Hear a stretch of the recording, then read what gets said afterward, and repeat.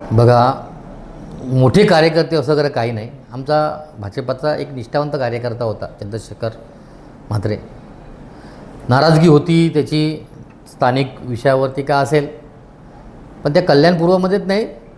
आता पण काही युतीमध्ये काही अलिखित करार असतो. तो करार होता आमचा की बाबा शिवसेनेच्या कार्यकर्ते पदाधिकारी ही भाजपाने घ्यायचे नाही आणि भाजपाचे कार्यकर्ते पदाधिकारी हे शिवसेनेने घ्यायचे नाही, असा एक अलिखित करार होता. तो करार आता काल पाहिलं आपण की लांडगेसाहेब असतील किंवा आमदार मोरेसाहेब असतील यांनी तोडलेलं आहे.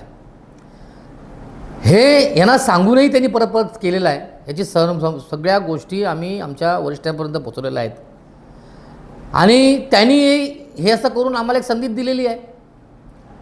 तुम्ही आमचे एक घ्याल, आम्ही तुमचे 4 घेणार. आता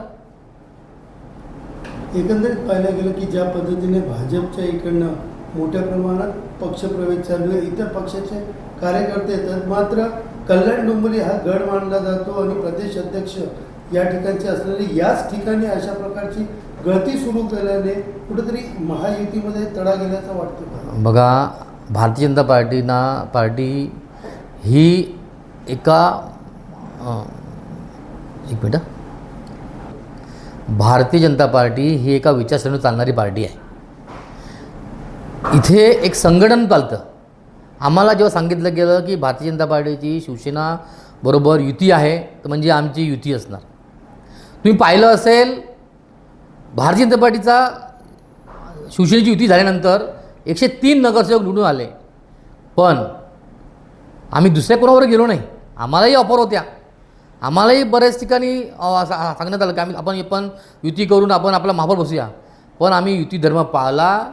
आम्ही युती धर्म जसा शब्द दिला त्या शब्दात जागलो. पण आपण पाहिलं असेल शिवसेनेने काय केलं.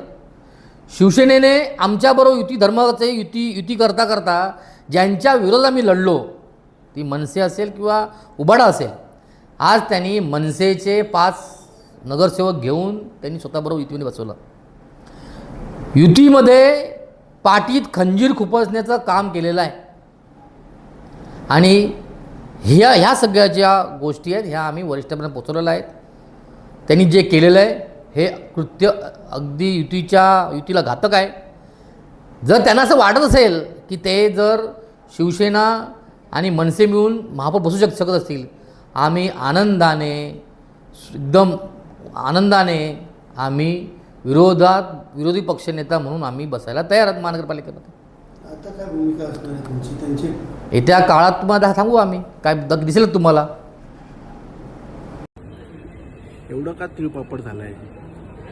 तुम्ही चुका करायच्या आणि आम्ही त्या मुकाट्याने सहन करायचं, असं लिखित किंवा अलिखित करार झाला होता का? गेल्या वेळेस आमचा कल्याणपूर्वेचा उपशहर प्रमुख तुमच्या भाजपाच्या पदाधिकाऱ्यांनी आमदारांनी त्याचा प्रवेश करून घेतला. त्यांनी आमचे 10 कार्यकर्ते घेतले, आम्ही 10चे 100 कार्यकर्ते घेतले. सुरुवात तुम्ही केली, त्यामुळे आम्हाला हे सगळं करावं लागलं. आज कल्याणपूर्वेमधली परिस्थिती जाणून घ्या. आमच्या कल्याणपूर्वेतल्या शिवसेनेच्या पदाधिकाऱ्यांना भाजपाच्या तुमच्या वरिष्ठ नेत्यांकडून किती त्रास होतो ह्याची कधी आपण चाचपणी केली का? त्याची पण थोडी माहिती घ्या. भाजपाच्या पदाधिकाऱ्यांना तर त्रास आहे, पण आमच्या शिवसेनेच्या पदाधिकाऱ्यांना सुद्धा त्रास आहे. या सगळ्या गोष्टी आज बोलण्यासारखं खूप काही आहे, पण तुम्हाला एवढंच सांगेल की सुरुवात तुम्ही केलेली आहे आणि त्याचा एंड आमच्याकडून होतोय.